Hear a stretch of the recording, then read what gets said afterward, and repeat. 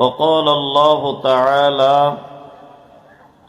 أعوذ بالله من الشيطان الرجيم إن الذين آمنوا وعملوا الصالحات أولئك هم خير البرية جزاؤهم عند ربهم جنات عدن تجري من تحتها الأنهار صلى الله عليه وسلم من عمل عملا ليس عليه أمرنا فهو رد। আজকের বিশিষ্ট মানুষগণ,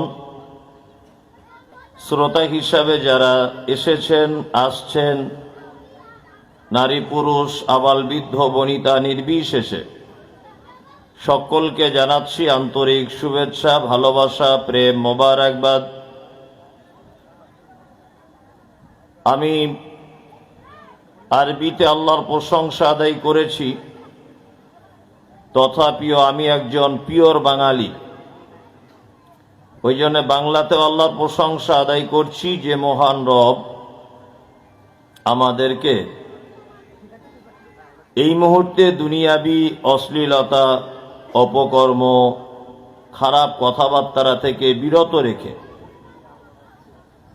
সুন্দর একটি দ্বীনী মজলিসে বসে হাদিস এবং কোরআন শোনার তৌফিক দান করেছেন। তাই সংক্ষিপ্ত আকারে সকলেই প্রশংসা সূচক শব্দ দিয়ে প্রশংসা জ্ঞাপন করি আলহামদুলিল্লাহ।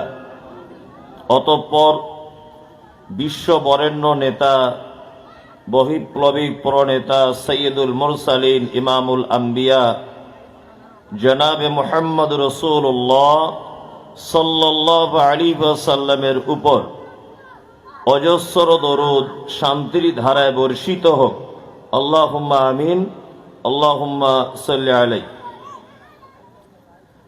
আমি পবিত্র গ্রন্থ মুকুট আল কোরআনুল কারীমের 30 পারা, সূরার নাম সূরা বাইয়িনা, আয়াত নাম্বার 7, সূরা আনফাল আয়াত নাম্বার 22, দুটি আয়াত আপনাদের সামনে তেলাওয়াত করেছি।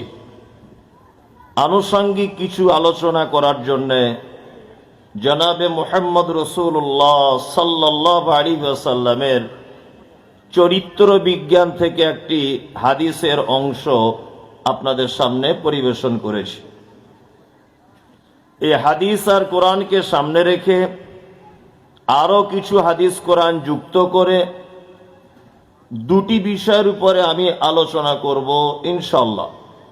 মূল বিষয় দুটি। প্রথম একটি বিষয় আলোচনা করব যে পৃথিবীতে সব থেকে ভালো মানুষকে, তাদের গুণ কি, আর তাদের প্রাইজই বা কি, পুরস্কার কি তাদের। আর পৃথিবীতে যত মানুষ আছে সব থেকে নিকৃষ্ট মানুষ, খারাপ মানুষ কে, এবং তার গুণ কি, এবং তার শেষ জায়গা, থাকার জায়গা কোন জায়গা, আমি হাদিস এবং কোরআন দিয়েই একটা একটা করে বলার চেষ্টা করব। তবে আল কোরআন হুজ্জাতুল লাকা ওয়া আলাইকা, কোরআনের একটা বৈশিষ্ট্য হচ্ছে যে কোরআন কখনো আপনার বিপক্ষে চলে যাবে, আবার কখনো পক্ষে থাকবে। আপনি নামাজ পড়েন 5 ওয়াক্ত, যদি বলি যে নামাজীদের এই প্রাইজ আছে, তাহলে আপনার পক্ষে থাকলো কোরআন। আবার যদি বলি বেনামাজি তার থাকার জায়গা জাহান্নাম, হাবি যাবি, কবরে আযাব, মারাত্মক কিছু, তাহলে ওর বিপক্ষে চলে গেল, যে বক্তা আমাদের বিপক্ষেই বলছে। ওই জন্য কারোর মন রাখারাখি কিছু নয়, হাদিস কোরআনে যেটা আছে ওটা বলে দিতে হবে। কে উঠে চলে গেল, কে থাকলো, কে থাকলো না, ওসব দেখে কোনো লাভ নেই।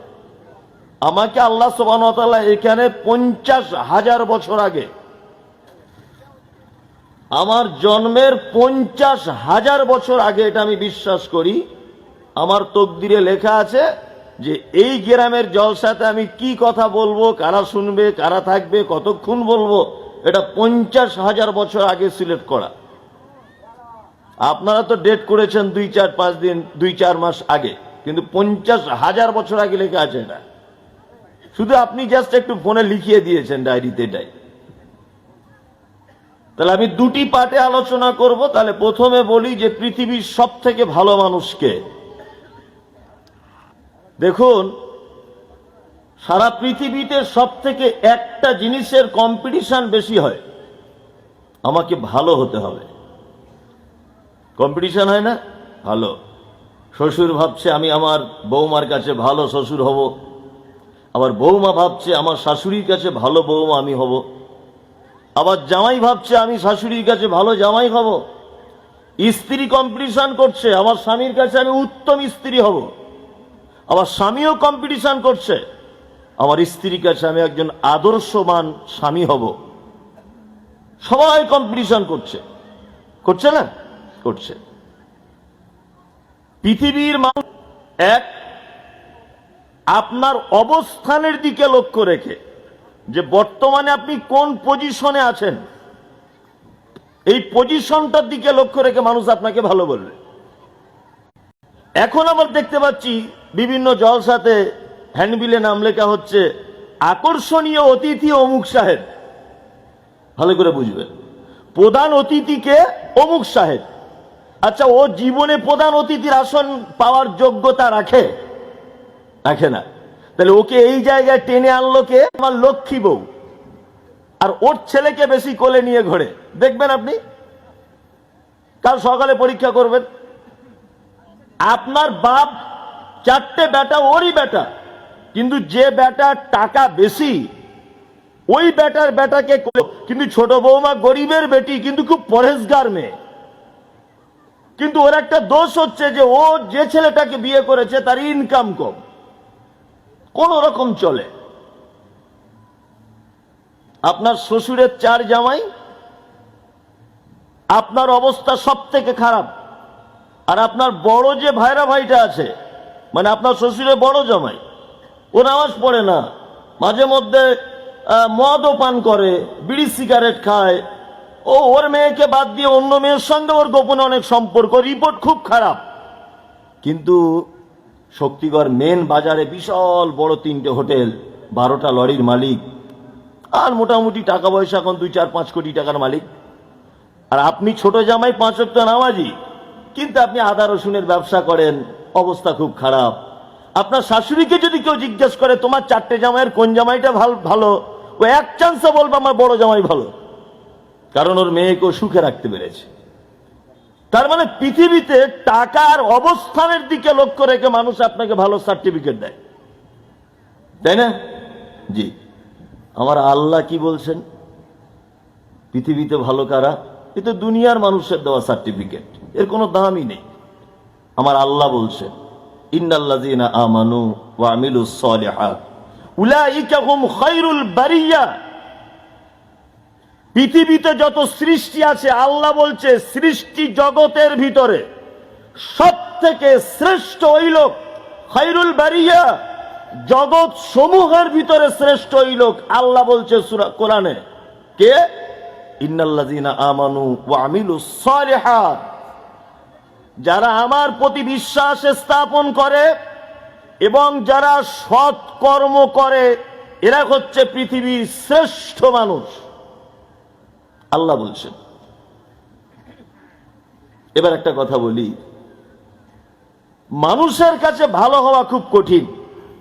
আচ্ছা, আল্লাহর কাছে ভালো হওয়া সহজ না কঠিন? হ্যাঁ, সহজ।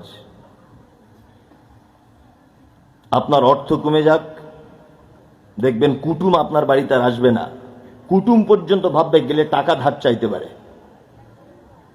আর আপনি কোনো কুটুম বাড়িতে যাবেন, সে দেখবেন বলবে না অমুক দিন আসবে বলছিলে, ভাই আসতে হবে না, আমরা বাড়ি থাকবো না। অত মিছে কথা, মানে ভয় করছে যে ব্যবসায় লস খেয়ে গেছে, হয়তো টাকা ধার চাইতে পারে, তাই না? আপনি 4 মাস বিছানায় পড়ে থাকুন, আপনার স্ত্রী দেখবেন অন্য ছেলেকে ফোন করবে, ডাক্তার জবাব নেই, কিচ্ছু নেই, একেবারে অসহায়, মুখে ভাষা বলতে পারছেন না, দেখার কেউ নেই, টাকা নেই, পয়সা নেই, অবস্থান নেই, ব্যক্তিত্ব নেই, কিচ্ছু নেই, সব শেষ। বলে দাও তাদেরকে আমি তাদের একেবারে নিকটে থাকি। পৃথিবীর কেউ যদি আপনার ডাক না শোনে তাহলে শুনবে কে? আল্লাহ। আল্লাহ আপনার ডাক শুনবে। কিন্তু আপনি যদি সার্টিফিকেটটা দেখিয়ে কোনো কাজ যদি চাইতে চান, যে আমার এত সার্টিফিকেট আমি অর্জন করেছি, এত টাকা খরচা করে আমি এত পজিশনে উঠেছি, আমার একটা কাজ দেন, তাহলে কাজ নেই। তুমি এমনি একটা চায়ের দোকান টোকান করে চালাও, সার্টিফিকেট তোমার দিয়ে দিয়েছি, কোনো কর্ম পাবে না, নেই কর্ম। তো জান্নাত, আবার শুধু জান্নাত নয়, পবিত্র আল কোরআনে যত জায়গায় বান্দার জান্নাতের প্রতিশ্রুতি দেওয়া হয়েছে, বিশেষ কয়েকটা জায়গায় শুধু বলা হয়েছে আবাদা, চিরস্থায়ী তারা জান্নাতে থাকবে। এইরকম শব্দ ব্যবহার করেছে কয়েকটা জায়গায়। চিরস্থায়ী এসেছি তখন থেকে শুধু আবদারই চলছে, এই যে একটু বলবেন, এই যে একটু বলবেন। এবার সবার আবদার তো আমি মেটাতে পারবো না, আর এটা সম্ভব নয়। ওই জন্য আমি কিছু কিছু আবদার মেটানোর চেষ্টা করছি, এবং যেটা ধরবো সেটা একটু ব্যাখ্যা বিশ্লেষণ করে না বললে ব্যাপারটা ক্লিয়ার হবে না। কোরআনের একটা আশ্চর্য এবং খুব খেয়াল করার মতো, দেমাগে ঢোকানোর মতো কথা। এক, আল্লাহ তাআলা বলছেন ভালো মানুষকে ইন্নাল্লাযীনা আমানু ওয়া আমিলুস সলিহাত, যারা পবিত্র আল কোরআনের ভিতরে যত জায়গায় আমল করার কথা বলেছেন, যত জায়গায়, তার আগে এবং তার পরে, কোথাও তার আগে কোথাও তার পরে একটা শব্দ ব্যবহার করেছে, কি? ওয়া আমিলুস সলিহাত, সৎ কাজ করো, আমলে সলেহ, এবং যারা সৎ কর্ম করে।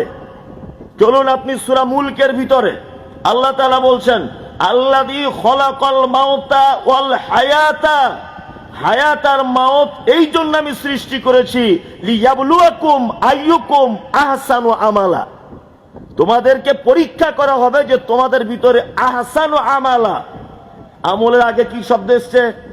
আহসানু, মানে উত্তম আমল কে করে। তার মানে বুঝতে পারা যাচ্ছে আমলে ভেজাল আছে, আমলে কি ভেজাল আছে। আমলে যদি ভেজাল না থাকবে, তা আমি বাস্তববাদী লোক, তো এই পানিটা কোন একটা কোম্পানি তৈরি করেছে, মানে প্যাকিং করেছে, পানি তো আল্লাহ, এটা প্যাকিংটা সে করেছে। প্যাকিং করার পরে দেখবেন ও লিখে দিয়েছে 100% পরিশুদ্ধ বা 100% শুদ্ধ, 100% খাঁটি, লিখেছে না? প্লেন বলে দিতে পারতেন তোমরা আমল করো, আমল করো। কেন বলছেন বারবার উত্তম আমল করো, উত্তম আমল করো, আমলে সলে করো, আহসান আমল করো? কেন এই কথা বলছেন?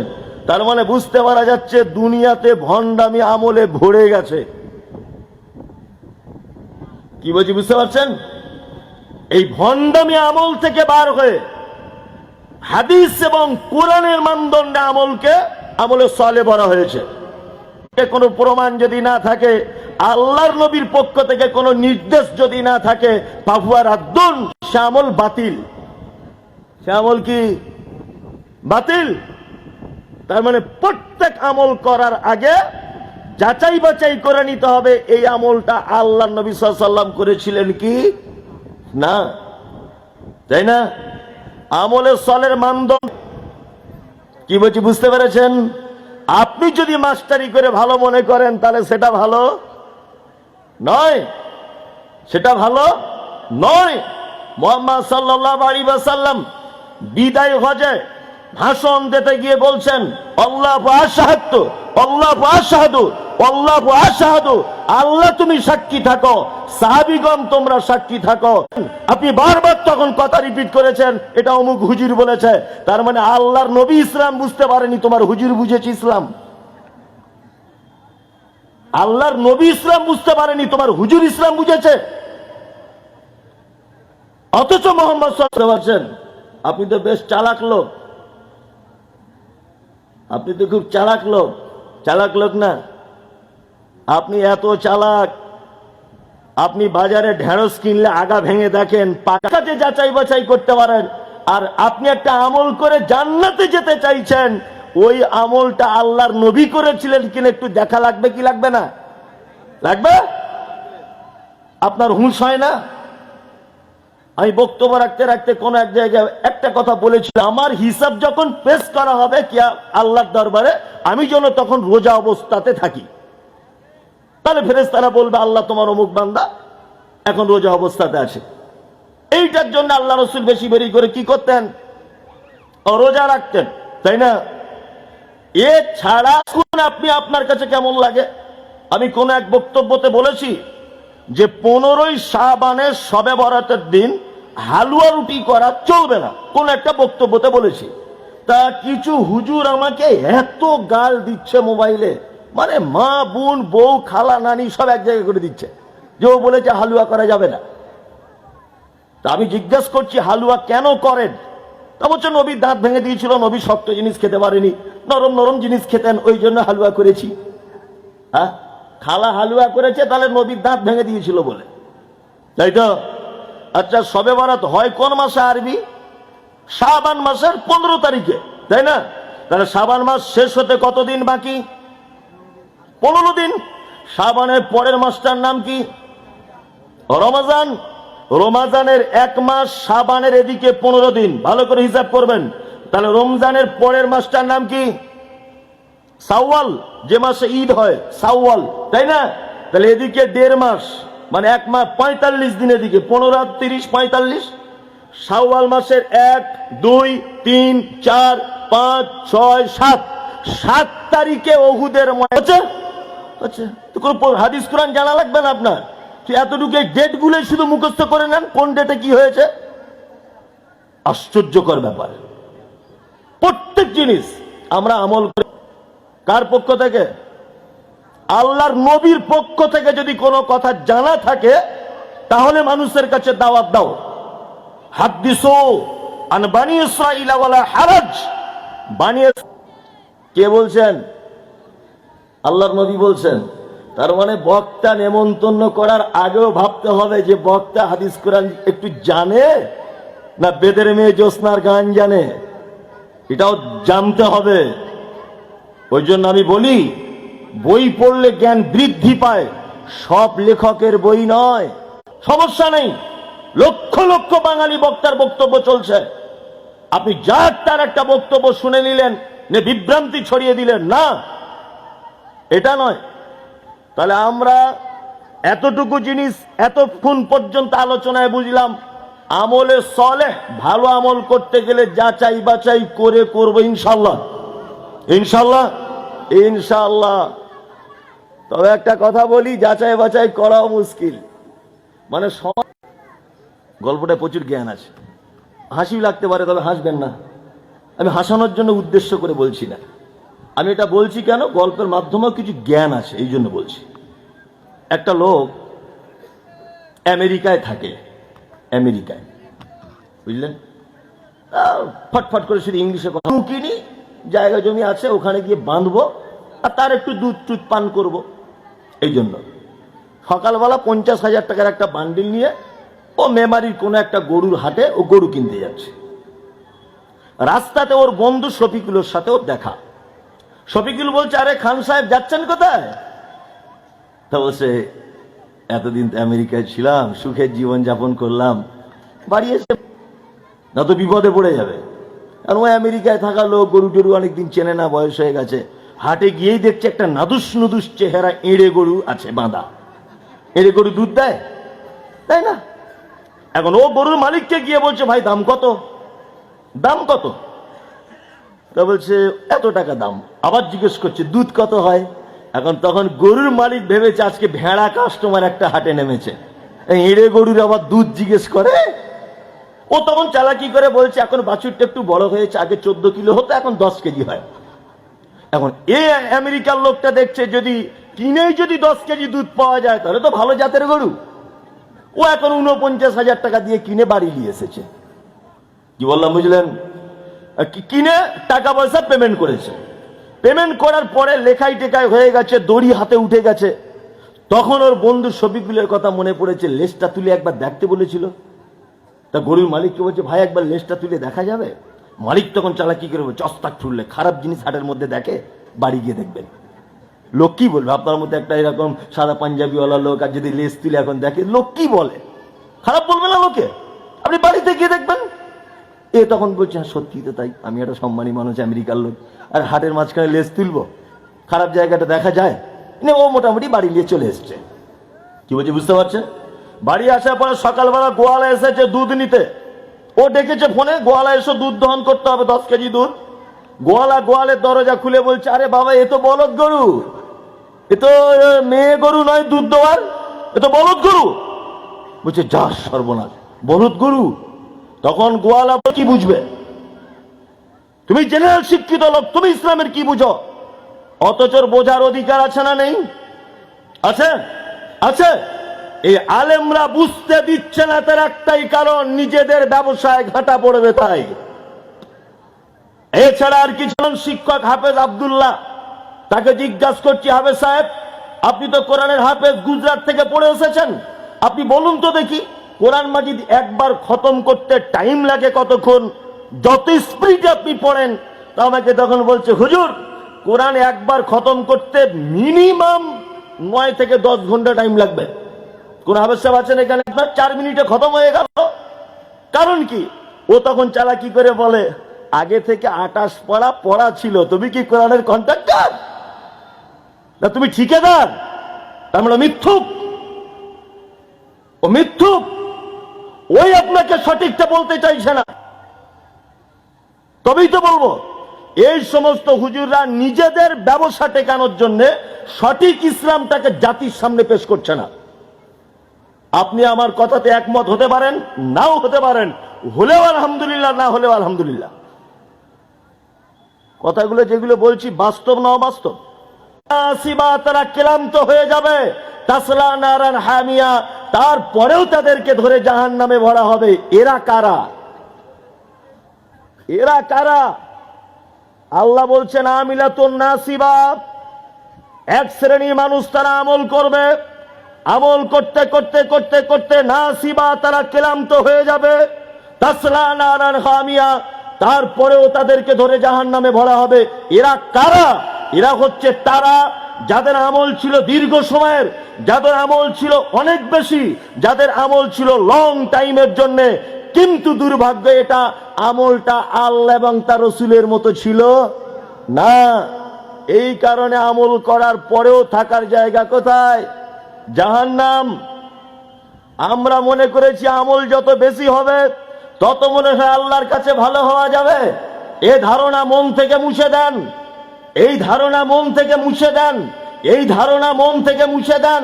আমল আপনার অল্প হোক, আমল আপনার অল্প থাক, আমল পুঁজি অল্প থাক, কিন্তু সেই আমলটা যেন হাদিস এবং কোরআন অনুযায়ী হয়।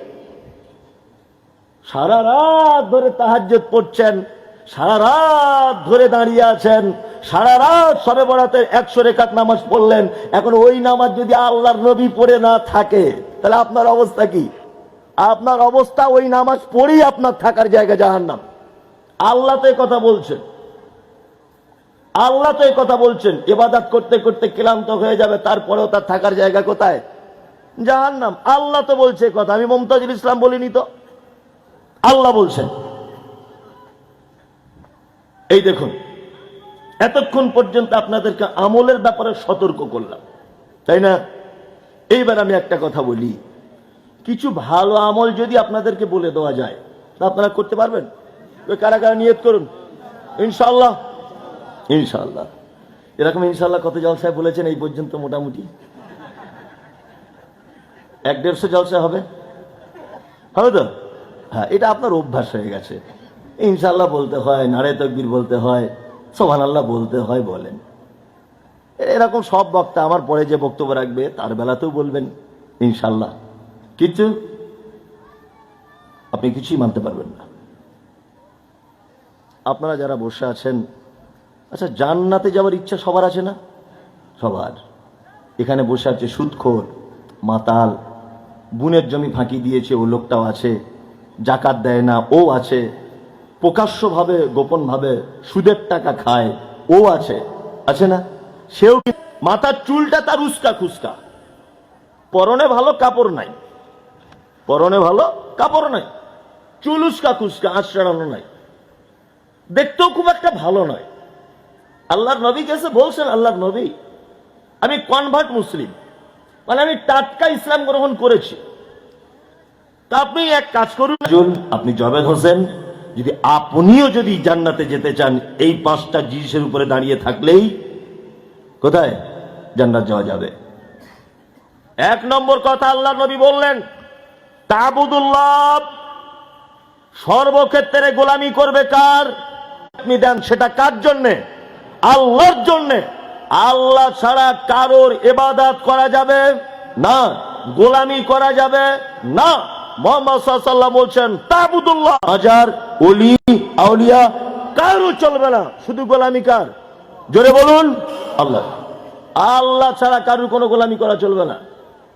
2, ওয়ালা তুশরিক বিহি শাইয়া। এই জান্নাতে মাইকটা ডিস্টার্ব করছে, মাইকওয়ালা ভাই ঠিক করুন। এইটা কখনো কখনো মিস হচ্ছে, ওটা কখনো কখনো চলছে, এটা ঠিক করুন। এই বক্সটা কখনো কখনো মিস করছে, ঠিক আপনি বুঝেন না। শিরকের ব্যাপারে আমার এখন মোটামুটি 10-20 মিনিট আলোচনা হবে। শিরিক কাকে বলে দেখুন, শিরিক কাকে বলে, মজা কেমন লাগে, আর মজাও যেমন লাগবে, উঠে পালাতেও মন চাইবে, আর বসা যাবে না, আর হলো না। আপনি চলে গেলেও আমি অন্তত আল্লাহকে তো গিয়ে এটা বলবো যে আল্লাহ সত্যটা বলেছিলাম, ওরা সব চলে গিয়েছিল, এটা আমি বলে দেবো আল্লাহকে। শিরক, মুহাম্মদ সাল্লাল্লাহু আলাইহি ওয়াসাল্লাম বলছেন, জান্নাতে যদি যেতে চাও কখনো শিরিক করো না। শিরিকের একটু 10-20 মিনিট আমাকে টাইম দেন, শিরিকটা একটু বলি। দেখুন, লোক 50 বছর পর্যন্ত 4 বার হজ করেছে, 3 বার ওমরা করেছে, লাখ লাখ টাকা দান করেছে, ওর ভালো কাজের শেষ নেই। 5 ওয়াক্ত নামাজি, 1 মাস রোজা রাখে, কারো সাগে মাসে থাকে না, খুব ভদ্র নম্বর মানুষ, 50 বছর। তার মানে এই ব্যাপারে বলার দরকার আছে না নেই? আপনারা বলুন, আছে? আছে। একদম সাথে সাথে বাতিল। শিরক শব্দের অর্থটা কি? শাব্দিক অর্থ হচ্ছে, আমরা কিছু শব্দ পাড়াগ্রামে ব্যবহার করি, যে এই জমিটায় আমার 2টো বোন শরিকদার আছে, বলি না শরিকদার। এই পুকুরে 5 জন শরিক আছে, পাড়াগ্রামের ভাষায় এগুলো হয় না? হ্যাঁ, শরিক মানে পার্টনারশিপ, তাই না?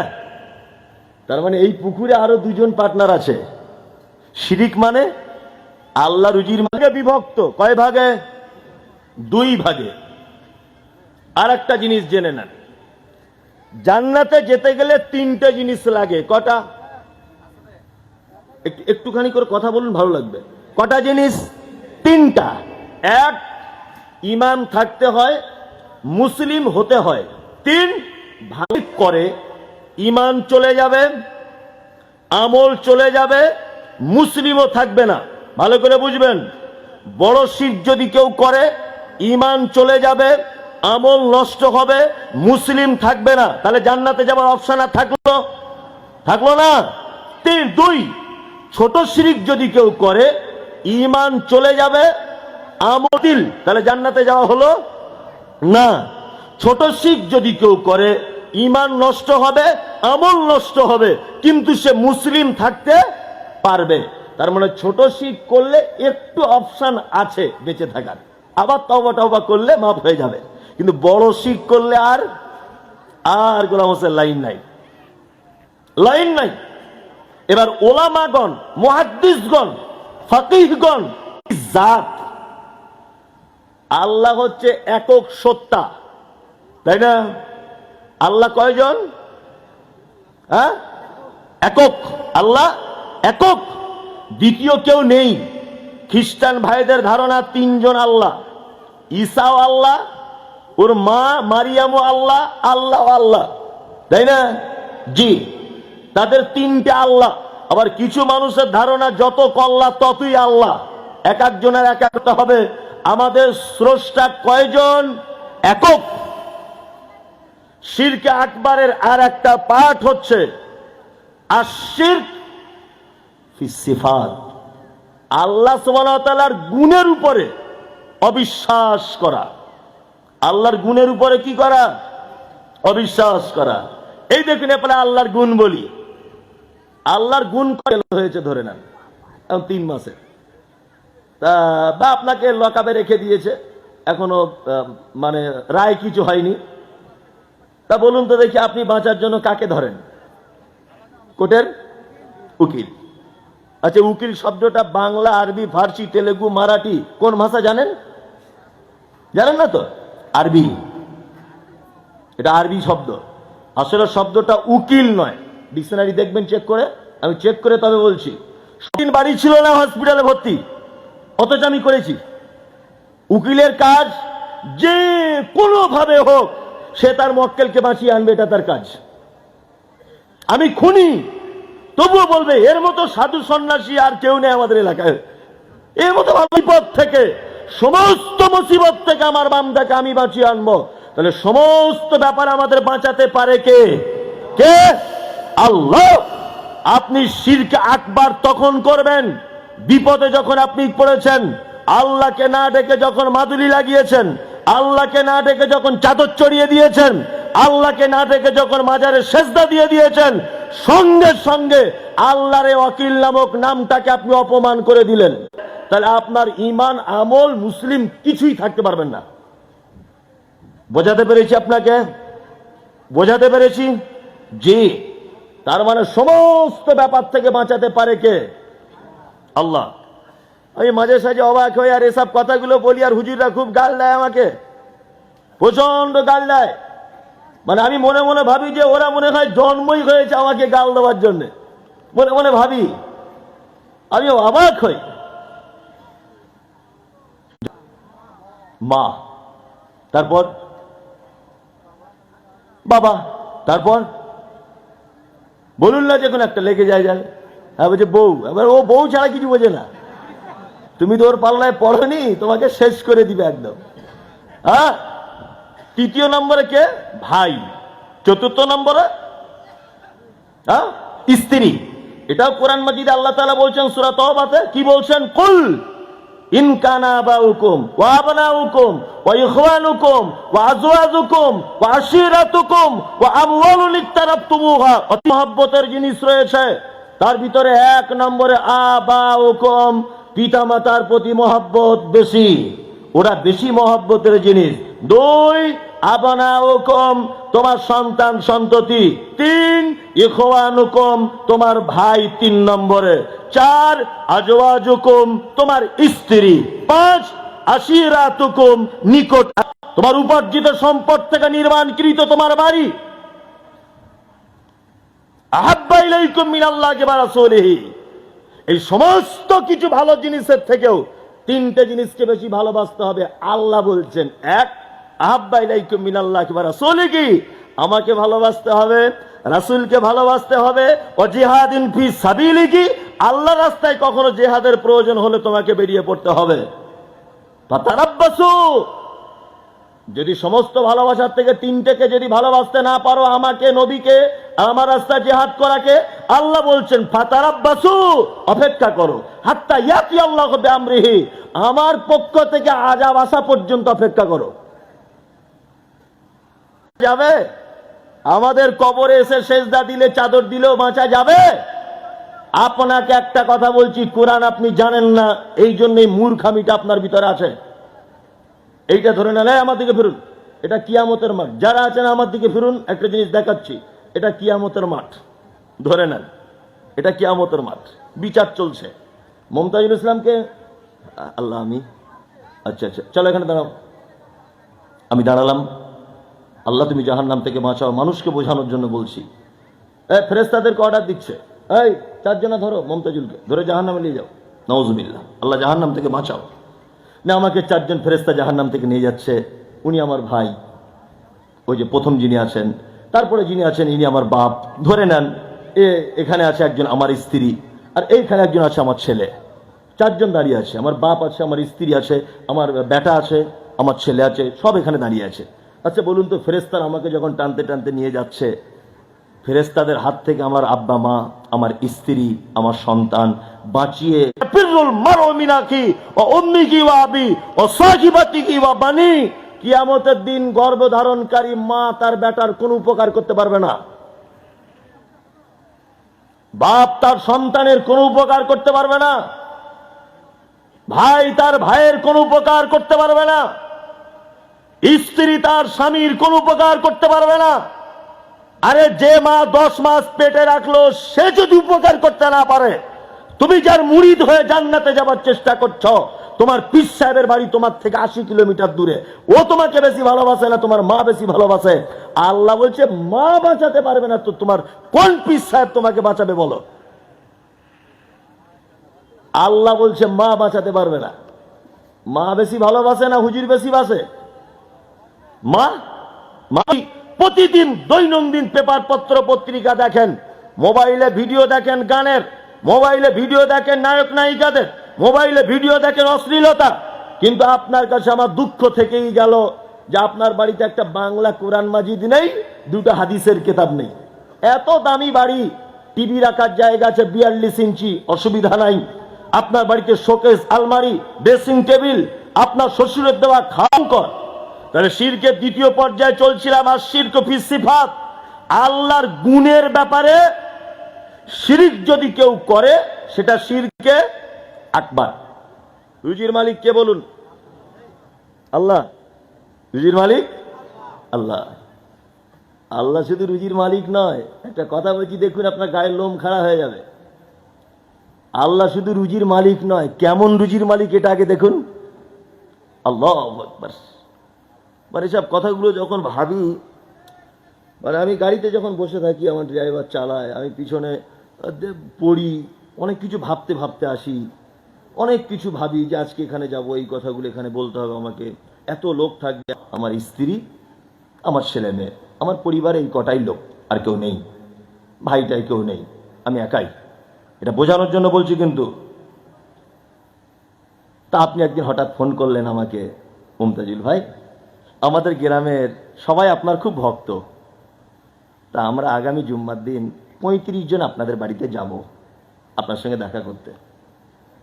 আমি জিজ্ঞেস করছি ভাই জুম্মার আগে আসবেন না জুম্মার পরে? তো বলছি জুম্মার আগে যাব, আপনার মসজিদে জুম্মাটা পড়ে, আপনার মাদ্রাসার মসজিদে জুম্মা পড়বো, পড়ে খাওয়া দাওয়া করে চলে আসবো। তা আমি এখন জিজ্ঞেস করছি ভাই আপনাদের জন্য কি ব্যবস্থা করব? তা একজনা বলছে ডাল ভাত করবেন। ডাল ভাত। আমি আমার স্ত্রীকে বললাম 35 জনের ডাল ভাতের ব্যবস্থা করো। আবার একজন উনি ফোন করে আবার দ্বিতীয়বার বলছেন না ভাই একজনা আছে বিরিয়ানি ছাড়া খায় না, ও খুব বিরিয়ানি পছন্দ করে। আমার স্ত্রীকে বললাম তাহলে ওর জন্য একটু বিরিয়ানি ব্যবস্থাও করো। আবার একবার ফোন করে বলছে না সে গন্ডগোল হয়ে গেছে ভাই, গরুর গোছে একজন খায় না, একটু দেশি মুরগি হলে সুবিধা হয়। 35 জন লোক 35 সম্ভব না, সম্ভব নয়। তার মানে সামান্য 35 জনের যদি এই অবস্থা হয়, আমার আল্লাহ কেমন রুজির মালিক। গরুতে যেটা খায় ছাগলে সেটা খায় না, মানুষ যেটা খায় শ্রীগালে সেটা খায় না, কুকুরে যেটা খায় বিড়ালে সেটা খায় না, ছাড় পোকাতে যেটা খায় আরশোলাতে সেটা খায় না, মাছিতে যেটা খায় মৌমাছিতে সেটা খায় না, বিড়াল যেটা খায় ইঁদুরে সেটা খায় না, কেঁচো যেটা খায় আর একটা উদ্ভিদ সে সেটা খায় না। এক কথায় পৃথিবীতে যত প্রাণী যে আহারের যার প্রয়োজন হয় প্রত্যেকের আহার আলাদা আলাদা করে ব্যবস্থা করেন তিনি কে? আল্লাহ। এত রুজির মালিক 35 জন লোকের আলাদা আলাদা করে ব্যবস্থা করা সম্ভব নয়। কিন্তু আপনি প্রতিদিন ভাবুন, আপনার বাড়িতেই ভাবুন, আপনার স্ত্রী মুরগি পেলেছে তার খাবার আলাদা, গরু আছে আপনার 3টে, মুমতাজুল ইসলাম দেশি মুরগি পছন্দ করি, আমার ড্রাইভার খায় না, আমার সঙ্গে যে থাকে মাওলানা জাভেদ হোসেন ও গরু খায় না, ও খাসি পছন্দ করে, উনি আবার খাসি খান না, আর একজন আরেকটা পছন্দ করে। সব কিছু যিনি রুজির ব্যবস্থা করেন তিনি কে? কে? আল্লাহ।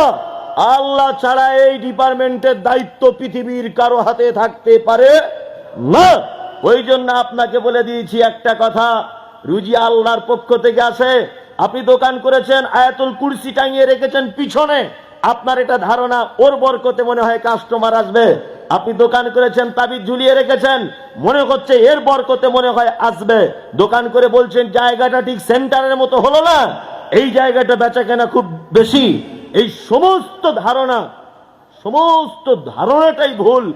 এক কথায় বিশ্বাস রেখে দিতে হবে, আল্লাহ আমার জন্য যেটা নির্দিষ্ট করে রেখেছে তার 1 টাকাও বেশি পাবো না, 1 টাকাও বেশি পাবেন না। তাহলে হয়ে গেল, রুজির মালিক তিনি, সৃষ্টিকর্তা তিনি, আর রাজ্জাক রুজির মালিক তিনি। এখানে আর একটা কথা বলে দিচ্ছি মাঝখানে, এটা মাঝখানে বলে দিচ্ছি, আল্লাহর গুণবাচক নামগুলো এসছে বলে। আচ্ছা, আপনারা যারা দোয়া করেন, আল্লাহর দরবারে দোয়া করেন না, অনেক সময় দোয়া কবুল হয় না। একটা লোক 4 বছর নামাজ পড়ার পরে নামাজ ছেড়ে দিয়েছে। তো ওকে যদি জিজ্ঞাসা করছি, ভাই নামাজ ছাড়লে কেন? তো বলছি, মৌলভী সাহেব, যে 4 বছর একটা উদ্দেশ্য নিয়ে পড়েছিলাম, দোয়া খুব করেছি, সেই উদ্দেশ্যটা পুরো হচ্ছে না, হুজুরের জন্য ছেড়ে দিয়েছি। আর পড়েও যা, না পড়েও তাই, বরঞ্চ না পড়েই ওরা 2 তলা বাড়ি করে ফেলছে, আর আমি ফালতু পড়ে সময় নষ্ট করে কি করব, এইরকম চিন্তা ভাবনা। আসলে আপনি যে দোয়া করেন, দোয়াটা কবুল হওয়ার তো একটা পদ্ধতি আছে, আর নিয়ম শৃঙ্খলা তো আছে। আচ্ছা, এখন এক্স MLA নেই, আমি ভাইয়ের নামটা ঠিক জানি না, যাই হোক, তা নরম মানুষ দেখেই মনে হলো, আল্লাহ ওনার হায়াতে তাইয়্যিবা দান করুক। তা মাইকটা বক্তব্য দিতে আছেন, আপনি বড় মাপের মানুষ, একটু মাইকটা খারাপ হয়ে গেছে ভাই, দেখুন তো, ওই MLA হোক, MP হোক, মন্ত্রী হোক, রাষ্ট্রপতি হোক, আচ্ছা উনি মাইকের কোনো উপকার করতে পারবেন? পারেন না। ওনাকে যদি বলি যে আমার ওই কৃষক বন্ধুর টাকাটা ঢুকছে না, একটু আপনি ব্যবস্থা করে দেন, উনি পারবেন, উনি এটা পারবেন, কিন্তু উনি মাইকের কোনো উপকার করতে পারবেন না। আমার ঘর এসেছে, কিন্তু ঘরটা আটকে যাচ্ছে, টাকা আসছে না, যদি ওনাকে বলি, উনি এখানে ওখানে ফোন টোন করে এদিক ওদিক করে, রাজনৈতিক মানুষ, উনি ঠিক ব্যবস্থা করে দিতে পারবেন, ওটা ওনার পক্ষে সম্ভব, কিন্তু মাইকের উপকার উনি করতে পারেন না। কিন্তু ওইখানে একটা ছেলে দাঁড়িয়ে আছে, হাফ প্যান্ট পরে, মাথায় চুল টুল খুব খারাপ, বড় বড় হাতে নখ, কিন্তু মাইকের ভালো মিস্ত্রি। ওকে যদি বলি, বাবু মাইকটা খারাপ হয়ে গেছে, ও এলে উপকার হবে কি হবে না? হবে। তার মানে যে জায়গায় যার প্রয়োজন, সেই জায়গায় তাকে ডাকতে হয়। কি বলছি বুঝতে পারছেন? আপনার এবার খুব টাকার দরকার পড়েছে, খুব টাকার দরকার, মসজিদে গিয়ে বলছেন, আল্লাহ টাকা দাও, আল্লাহ টাকা দাও, আল্লাহ যেমন হোক করে ব্যবস্থা করে দাও। এই দোয়া সহজে কবুল হবে না, আমি মুমতাজুল ইসলাম বলছি। সংসারে অশান্তি, আপনি দোয়া করছেন, আল্লাহ শান্তি দাও, আল্লাহ শান্তি দাও, এই দোয়া সহজে কবুল করা হবে না, অসম্ভব। পাপ করেছেন আপনি, দোয়া করছেন, আল্লাহ আমাকে ক্ষমা করে দাও, আল্লাহ ক্ষমা করে দাও, এই দোয়া সহজে কবুল হবে না। তখন হাত তুলে আল্লাহকে বলতে হবে, ইয়া রাজ্জাক, হে চরম রুজির মালিক, তুমি রুজির ব্যবস্থা করে দাও। সংসারে অশান্তি চলছে, তখন বলতে হবে, ইয়া সালাম, হে চরম শান্তিময়, তুমি আমার সংসারে শান্তি দাও। আল্লাহর পক্ষ থেকে করুণা দরকার, দয়া দরকার, রহমত, হে চরম ক্ষমাশীল, ইয়া গফফার, ইয়া গফফার, তুমি আমাকে ক্ষমা করো, তুমি ক্ষমাশীল। বারবার আল্লাহকে এই বলে ডাকতে হবে। এইখানে একটা পদ্ধতি বলে দিলাম, আল্লাহকে যখনই ডাকবেন তার গুণবাচক নামের মাধ্যমে ডাকবেন, ইনশাআল্লাহ। সব সময় আজকে মনে মনে হবে কি হবে না? সবাই একটু নিজের প্রশংসা পছন্দ করে, করে কি করে না? করে। সবাই একটু নিজের প্রশংসা পছন্দ করে। আপনি যদি আল্লাহকে আল্লাহ বলেই যদি শুধু বয়সে যদি একটা সেজদাও যদি জীবনে দেন, সেটা কার জন্য? আল্লাহর জন্য। আর শিরক ফিল আকীদা, বিশ্বাসগত শিরক। বিশ্বাসগত শিরক বুঝেন? বিশ্বাসগত শিরক বুঝেন? বৃহস্পতিবারের দিন বাঁশ কাটতে নেই, এটা শিরক। বিশ্বাসগত শিরক। আতুর ঘরে যে মেয়েটার বাচ্চা হয়েছে, খালি হাতে বার হতে নেই, একটা লোহার জিনিস নিয়ে তবে বার হতে হয়, এটা শিরক। শিরক নয়? বাচ্চা ছেলেকে নিয়ে আমার বৌমা দাঁড়িয়ে আছে দুপুর 12টায়, বৌমাকে ধমকি দিয়ে বলছে, বৌমা আমার পোতা মারা যেতে পারে, নজর লেগে যাবে। তা বলছে, আব্বা কি করব? বলছে, হাঁড়ির তলার কালিয়া সরিষার তেল নিয়ে এরকম করে এক জায়গায় মারো, এরকম করে এক জায়গায়, পাছায় 2 জায়গায় মেরে লাও, নজর লাগবে না। এটা বিশ্বাসগত শিরক। কি বলছি বুঝতে পারছেন না? গাড়ি চালাচ্ছিল ড্রাইভার, হঠাৎ করে ট্যাক করে ব্রেক মেরে দাঁড়িয়ে গেছে, প্যাসেঞ্জারদের কপাল ভুলে গেল। ড্রাইভারকে জিজ্ঞাসা করা হচ্ছে, কেন দাঁড়ালেন? বলছে, বিড়াল চলে গেল সামনের দিক দিয়ে। আরে ও তো বিড়াল নিজেই বাঁচার জন্য ছুটছে। বিশ্বাসগত শিরক।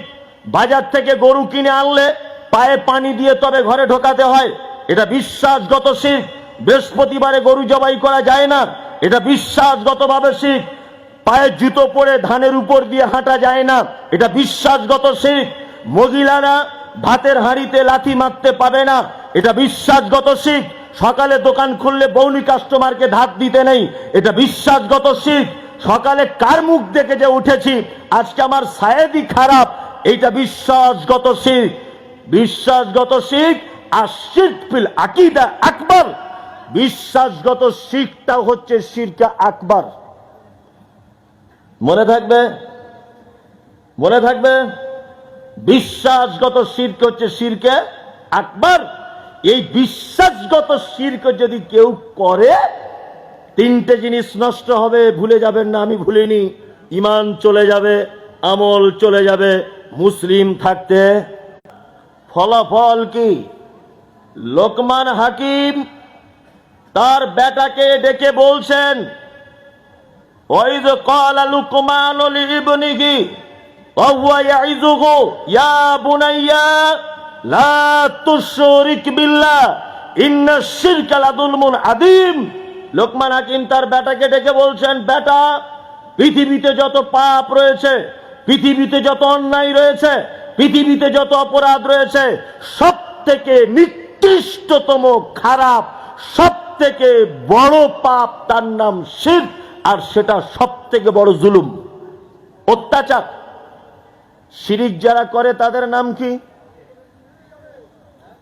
শিরিক যারা করে, শিরকে আকবার যারা করে তাদের নাম কি?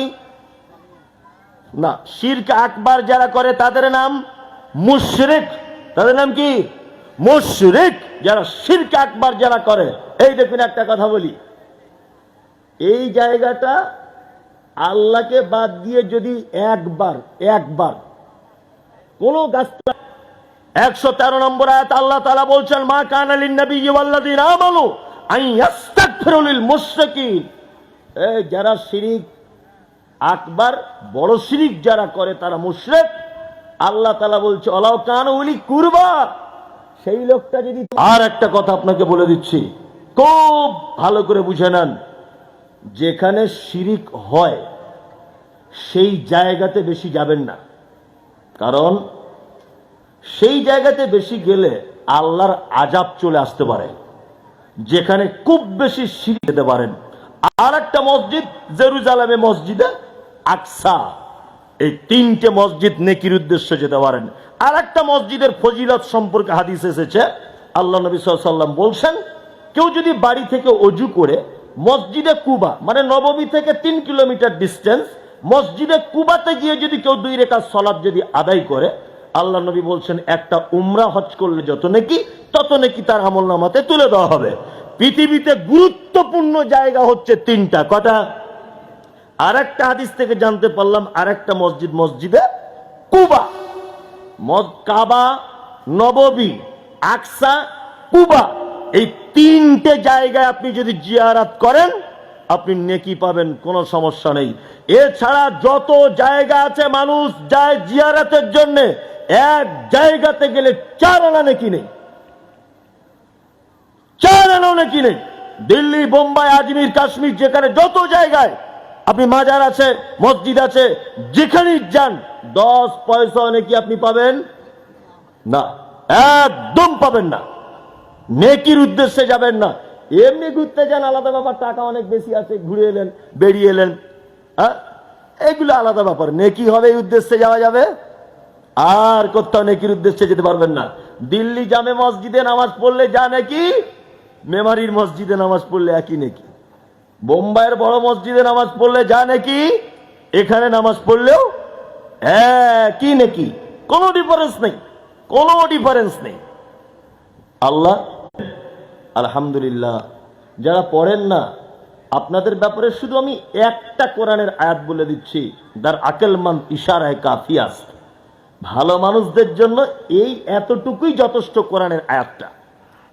এই দেখুন আমার দিকে ফিরুন, আর এ জান্নাতে, এ জান্নাতে আল্লাহ কোরআন মাজিদে বলছেন, মা সালাকাকুম ফি সাকার ক্বালু লাম নাকু মিনাল মুসাল্লিন। একজন সাকার নামক জাহান্নামীকে জিজ্ঞাসা করা হবে, মানে এ আমাকে জিজ্ঞাসা, জাহান্নাম সমাজে একটা বড় রোগ হয়েছে, এই রোগ সম্পর্কে আপনাকে বলে দিই, রাগ করলে করুন, গাল দিলে সামনে দেবেন, পিছনে দিলে গীবত হবে, এটা বলে দিচ্ছি। কিছু বলার হলে সামনে বলবেন, পিছনে বলবেন না। পাড়া গ্রামে যখন কোনো লোক মারা যায় তখন মাইকে অ্যানাউন্স করে মসজিদে, আসসালামু আলাইকুম, অনুগ্রহ করে শুনবেন, 12টা 10 বাজে মসজিদে চলে যাও। মুয়াজ্জিন মসজিদে গেল, আজান হচ্ছে, হাইয়া আলাস সালাহ। বিশ্ব নবী বললেন, মুয়াজ্জিন রে, পৃথিবীর মানুষ বড় স্বার্থপর। হাইয়া আলাস সালাহ মানে নামাজের দিকে আয়, নামাজের দিকে আয়। বিশ্ব নবী বলছেন, শুধু যদি তাদেরকে হাইয়া আলাস সালাহ বলে যদি সালাম, মসজিদে এসো, নামাজে গেল না। ফজরে আসসালাতু খায়রুম মিনান নাওম, ঘুমের থেকে নামাজ উত্তম, নামাজি চলে এসো, এলো না। লোক শফিকুল মারা গেল, এটা কি আদা রসুল আলার মাইক? 50 বছর মসজিদের মাইককে অপমান করেছে। আমি জানি এ কথা শুনলে আপনার কষ্ট হবে, আমি বুঝতে পারছি। 50 বছর আপনি আল্লাহর আহ্বানকে মিথ্যা মনে করেছেন, 50 বছর আপনি নবীজির শিক্ষা, আপনি এখনো মসজিদে আসছেন না। অবাক হয়ে যাচ্ছে যে এখন আপনি মসজিদে আসেন না। চলুন, আল্লাহ নবী বলছেন, সালাতুল মাকতুবা, ফরজ নামাজ ছেড়ে দিও না। তাহলে ভালো লোকেদের এতক্ষণ পরিচয় দিয়ে দিয়েছি, তাদের প্রাইজ জান্নাত সেটা বলে দিয়েছি, দিয়েছি না? দিয়েছি। আর একটা ভালো আমলও বলে দিয়েছি। এবার বলবো পৃথিবীর, বলছেন এই প্রাণীদের ভিতরে সব থেকে নিকৃষ্ট ওই প্রাণী, আল্লাহ বলছে, এটা আমি বলিনি। সূরা আনফাল 22 নম্বর আয়াত খুলে দেখুন, আল্লাহ বলছেন নিজে। কি বলছে? পৃথিবীতে যত প্রাণী রয়েছে নিকৃষ্ট প্রাণী তারা যারা বধির, অর্থাৎ যারা কানে শুনতে পায় না, যারা হাদিস কোরআন শোনার পরেও কর্ণপাত করে না। আলেম ওলামা বলে যাচ্ছে, ও শুনে যাচ্ছে, অসুবিধা কিছু নাই, আমি পরিবর্তন হব না। কি আল্লাহু আকবার। আল্লাহ কোরআন মাজিদে বলছেন, নিশ্চয়ই যারা অস্বীকার করে তার রবের নিদর্শনাবলী, নিশ্চয়ই যারা অস্বীকার করে কোরআনের বর্ণিত কথাগুলিকে, নিশ্চয়ই যারা অস্বীকার করে নবীর আনার রিসালাতের উপরে, অস্বীকার যারা করে তাদের জন্য রয়েছে আযাব জাহান্নামের। কে থেকে ছেড়ে দেওয়া যাবে ইনশাআল্লাহ। একটা খারাপ কাজ বলি এবার, কি বললাম বুঝলেন? দেখুন তো, আপনার মধ্যে যদি এই গুণগুলো থাকে একটু ফেরত আসার চেষ্টা করুন না ভাই।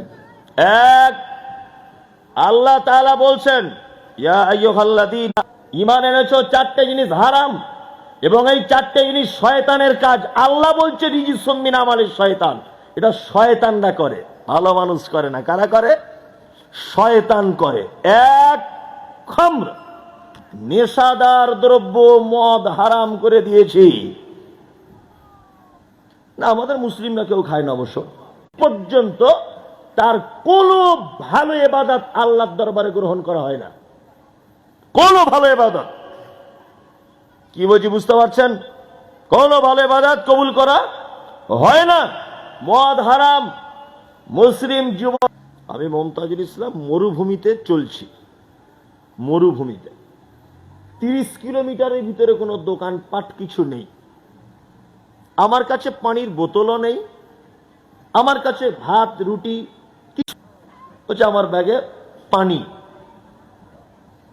আর তোমার এইটাতে কি? এই ব্যাগে, তা বলছে এটাতে শূকরের মাংস আছে। আচ্ছা বলুন তো, আমি যদি নিরুপায় হয়ে যাই, যে আমার প্রাণ চলে যাচ্ছে, মরুভূমিতে কেউ নেই, আমি প্রাণ বাঁচানোর জন্য 2-4 পিস শূকরের মাংস খেতে পারি কি পারি না? পারেন, সমস্যা কিছু নেই। আর যদি আপনি খান তাহলে বাঁচবেন কি বাঁচবেন না? বাঁচবেন। আর আপনি শূকর না খেলে অন্য কেউ তো খায়, অন্য কোনো মানুষ তো খায়, খায় কি খায় না? তার মানে মরার কোনো চান্স আর নেই। তাহলে প্রয়োজনে একেবারে নিরুপায় হয়ে প্রাণ বাঁচানোর জন্য 2-1 পিস শূকরের মাংস যদি আপনি খান, বাঁচতে পারবেন। এখন ওই লোকটা চলে গেল, ধরে নেন আর একটা লোক আসছে, গোস আমি খেলাম না বা খেলাম, আর একটা লোক আসছে মুশকিরিন খামর ওকুল্লু খামরিন হারামুন। আল্লাহ রসুল বলছেন প্রত্যেক নেশাদার দ্রব্য হচ্ছে মদ, আর প্রত্যেক মদ হচ্ছে হারাম। যে নেশাদার দ্রব্য অল্প বেশি খেলে মাথার মস্তিষ্কের চাকা উল্টো দিকে ঘুরিয়ে দেয়, সেইটা ইসলামে খাওয়া হারাম।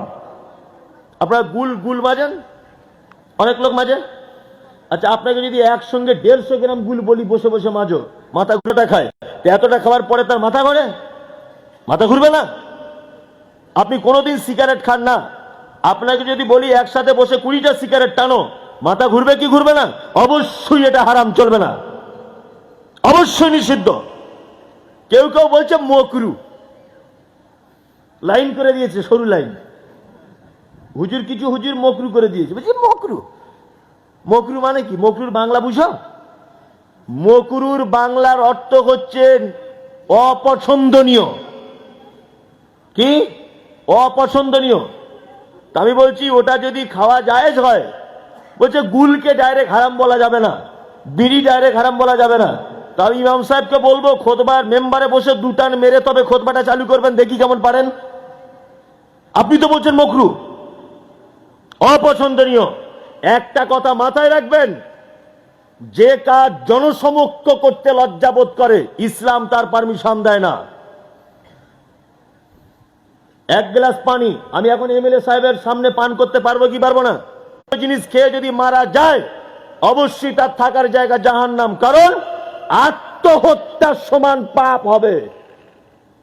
আল্লাহ এই প্রাণটা দেহটা দিয়েছে যত্ন করে রাখার জন্য। কেন তুমি বিড়ি টেনে নিজেকে ক্যান্সারে আক্রান্ত করলে? কেন তুমি গুটকা পান খেয়ে নিজেকে ক্যান্সারে আক্রান্ত করলে? তুমি আত্মহত্যার পাপী, তুমি নিজেকে শেষ করেছ।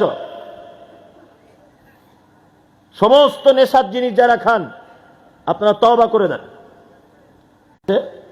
আসসালাতু খায়রুম মিনান নাওম, আজান হয়েছে। আপনার উচিত ছিল মেসওয়াক দাঁতন করতে করতে করতে করতে মসজিদে যাওয়া, উচিত ছিল না? উচিত ছিল। ও দাঁতন করা বাদ দিয়ে বাড়ি থেকে বিড়ি টানতে টানতে মসজিদের অজুখানায় বিড়ি ফেলে, যে জিনিস বাপের সামনে খাওয়া যায় না, সেটা আল্লাহর দরবারে খাওয়া যায়? আপনি বলুন, কোন ছেলে তার বাপের সামনে বিড়ি টানতে পারে? হ্যাঁ, তা বাপের সামনে টানাটা যখন অপমানজনক মনে হয়, তা আমার রবের কাছে আমি মসজিদে যাওয়ার সময় বিড়ি টানবো? আপনি যদি ওখানে 10 টাকা দিয়ে সহযোগিতা করেন তাহলে তবুও সেটা হারাম। সাদেকায়ে জারিয়া যেমন মসজিদে দান করলে কিয়ামত পর্যন্ত নেকি হয়, মাদ্রাসায় দান করলে যেমন কিয়ামত পর্যন্ত